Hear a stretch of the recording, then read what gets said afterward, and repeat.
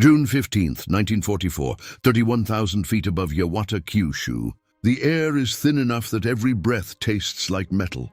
Inside the pressurized aluminum tube of the Boeing B-29 Superfortress, Captain Charles "Red" McCarthy grips the yoke with gloved hands as frost feathers creep along the cockpit glass. Outside, the Japanese coastline slides beneath the nose. Not a blurred suggestion, but sharp and unmistakably real. Factory roofs, rail lines, smokestacks, Japan itself. Below them, far below, anti-aircraft guns search the sky like blind men waving lanterns. The bomber doesn't flinch. McCarthy glances at the altimeter.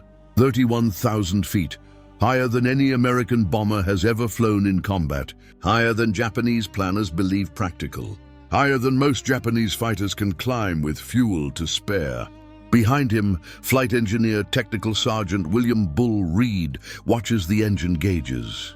4 Wright R-3350 duplex Cyclones thunder at a steady roar, each one producing more power than some entire Japanese aircraft. The plane vibrates, but it holds. It always holds. The men know what this moment means, even if they don't fully understand it yet. They are flying over the Japanese home islands in daylight. For the first time in history, Japan cannot stop it. On the ground at Yawata Steelworks, engineer second-class Hiroshi Tanaka is already looking up. He hears the sound first, not the familiar snarl of low-flying bombers or the sudden chop of carrier aircraft engines, but something deeper, a distant, continuous thunder that doesn't fade. Tanaka squints into the blue sky. There are no silhouettes, no glint of wings, nothing close enough to touch with a gun. Then he sees them, silver dots. Dozens of them, perfectly level, perfectly calm, far above the ceiling, where Japanese air defense doctrine ends. Tanaka feels his stomach drop. This is impossible, someone says behind him, but it isn't. Back in Tokyo, within the reinforced concrete of the Imperial Army's Aeronautical Research Institute, engineers crowd around a plotting table. Phones ring, reports stack up. Calculations are scribbled, erased, and scribbled again. Altitude estimates keep coming in higher, then higher still. 30,000 feet, an officer says flatly. A colonel slams his palm onto the table. Impossible. No bomber carries a useful load that high. Not from that distance, but the distance figures are worse. The bombers did not come from carriers. They did not come from nearby islands. They came from China, over 1,500 miles away. Engineers exchanged glances. That range was theoretical. Experimental? Something you wrote about in journals, not something that appeared over Yawata on a clear morning. And yet here it is. The first bombs fall at 12:01 p.m. From McCarthy's aircraft, the release is almost gentle. A muted clunk, a slight shift in weight. The bombardier, Lieutenant James Caldwell, peers through the northern sight as black puffs of flak bloom far below. Not around them, not near them, but beneath them. The guns can't reach. You're clear, Caldwell says. The B-29 doesn't dive away. It doesn't jink or weave. It just keeps flying. Down below, Tanaka runs. The ground shakes. Steel structures scream as shockwaves ripple through the complex. Fires erupt where precision strikes punch through roofs, meant to withstand earthquakes. This isn't the chaos of a low-level raid. It's methodical, surgical, terrifying, and unreachable. Japanese fighters scramble from nearby airfields, Kai-43 Oscars, Kai-44 Tojos, even the newer Kai-61 Hien. Pilots push their engines past red line, climbing steeply, desperately.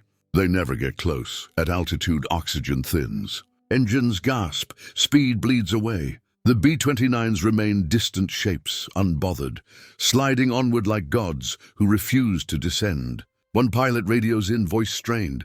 Target too high, cannot engage. The words hit harder than any bomb. In Tokyo that night, Japanese engineers work under dim lights, faces drawn, eyes bloodshot. Slide rules scratch across paper. Performance envelopes are recalculated. Interceptor timelines are rewritten. Every conclusion leads to the same place. The B-29 has broken the equation. Its pressurized cabin allows crews to operate where Japanese bombers cannot. Its engines maintain power at altitudes Japanese fighters struggle to reach. Its range turns oceans into inconveniences. Most disturbing of all, this was only a test. Only a handful of bombers. Only one target, only the beginning. One engineer finally speaks what everyone is thinking. If they build many of these, Japan cannot be defended. No one argues. Far above, as McCarthy's aircraft turns toward the long flight back to China, the sun glints off polished aluminum. The crew relaxes just slightly. They've flown higher, farther, and safer than anyone believed possible. They don't know it yet, but today the sky itself has changed sides. In Tokyo, damage assessments confirmed the strikes were precise. Not terror, but engineering made violent. Lieutenant Colonel Watanabe, a man of numbers, faces a reality that defies calculation. His officer reports the facts. Our highest intercept reached 29,000 feet. The Americans were at least 2,000 feet above that. The room goes quiet. That gap might as well be the distance to the moon. Engineers pull dusty blueprints for high-altitude technology, now desperate necessities. Hiroshi Tanaka, who saw the bombers at Yawata, now draws a fighter that does not exist, a high-altitude machine Japan cannot build in time. The old doctrines are useless. In the thin air high above, horsepower, not skill, is king. On Tinian, General Curtis LeMay watches the B-29's prepare. He knows they are a gamble, but when they work, they change the war. These planes don't need to fight their way in, he tells his staff. They fly above the fight. Oh, in Japan, the illusion of safety is shattered. Sirens wail, but the sky reveals only distant silver specks, serenely out of reach. The fear is different now. It is helpless. Commanders demand solutions. Rockets too heavy. Cannons unreliable. Then a word is spoken quietly, ramming. If technology cannot reach the enemy, perhaps sacrifice can. At an airfield, Captain Kenji Ito receives his orders. Climb beneath the bomber, fire if you can. If not, do not withdraw. Ito nods. Understanding the war has entered a new phase where bravery is being asked to replace technology. Meanwhile, American crews begin to realize the truth from the other side. They fly missions where enemy fighters never appear, where flak bursts far below like harmless fireworks, where formation discipline matters less than engine management and navigation. They still fear mechanical failure, they still fear fire, but they no longer fear interception. The Japanese couldn't touch us, Sergeant Reed writes in a letter home. It felt wrong, like we were cheating.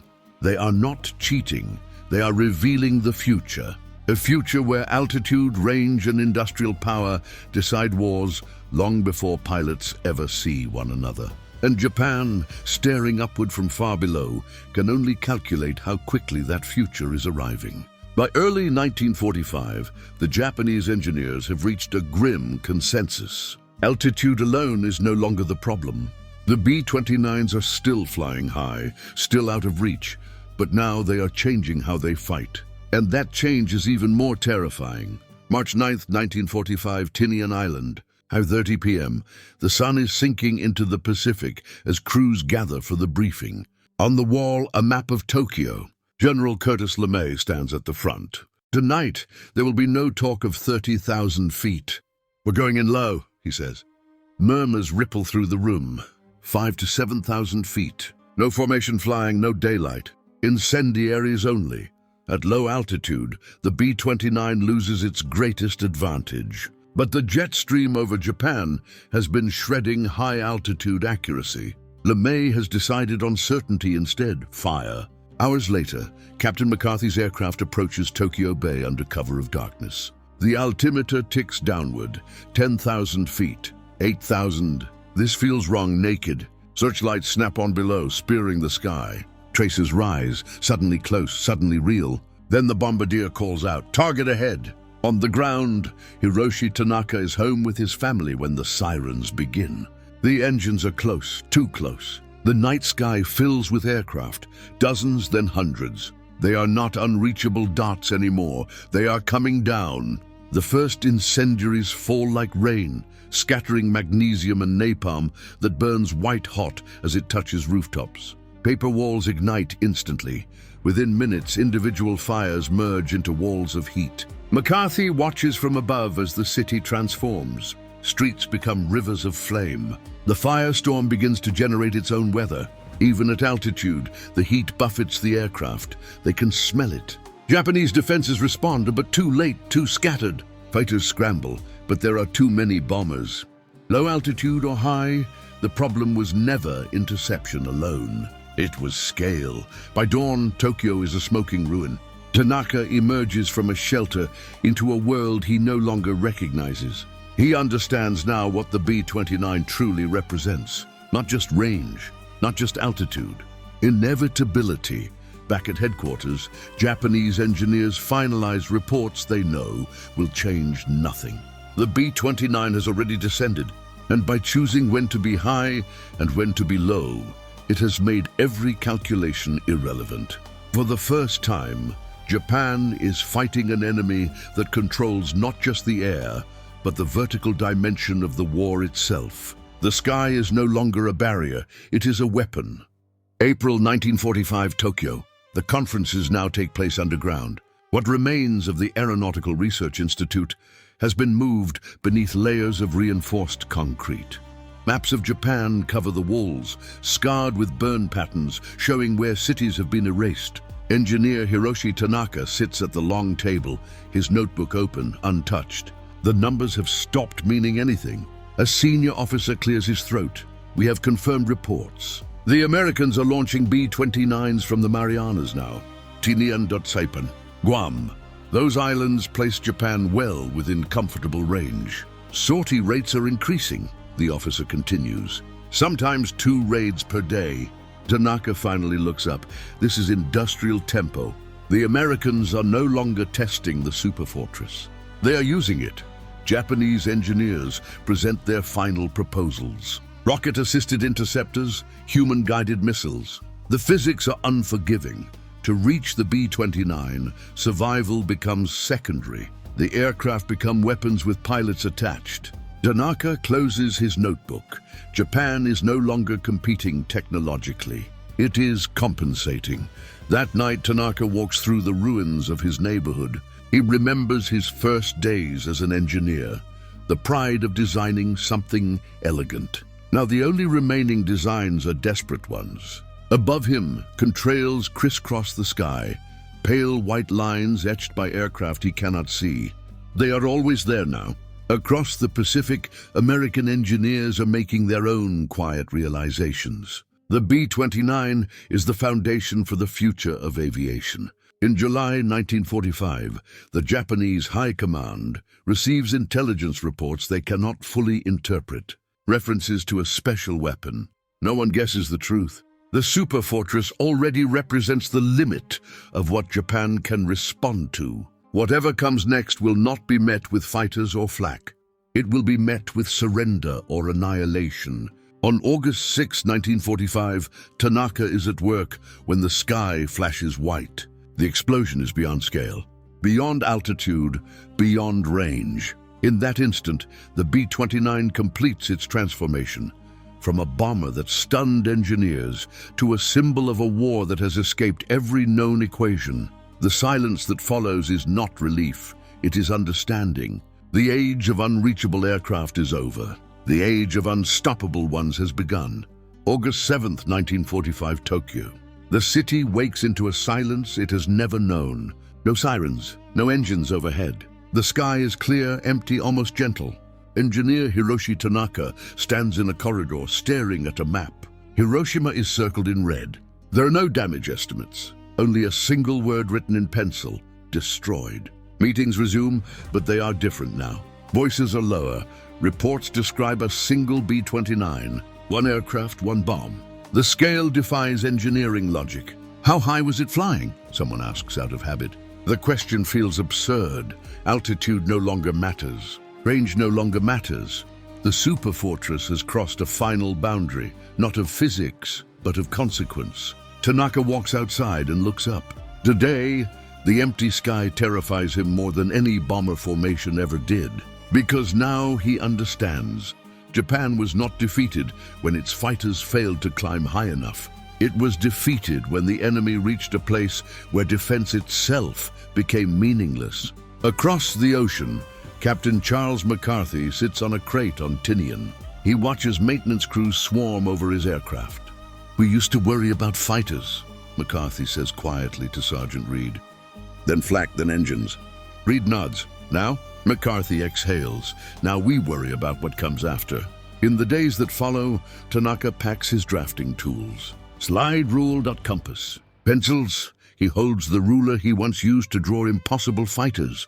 It was never about making something higher, he realizes. It was about understanding when height becomes dominance. When Japan announces its surrender, there are no cheers, only exhaustion. The war has proven something no calculation ever could. Control of the sky is not about dogfights or bravery. It is about reaching a place your enemy cannot follow. The B-29 did that. It flew higher. It flew farther, and in doing so, it stunned the engineers who tried and failed to measure it. The next war will not be fought where defenses exist. It will be fought where they do not.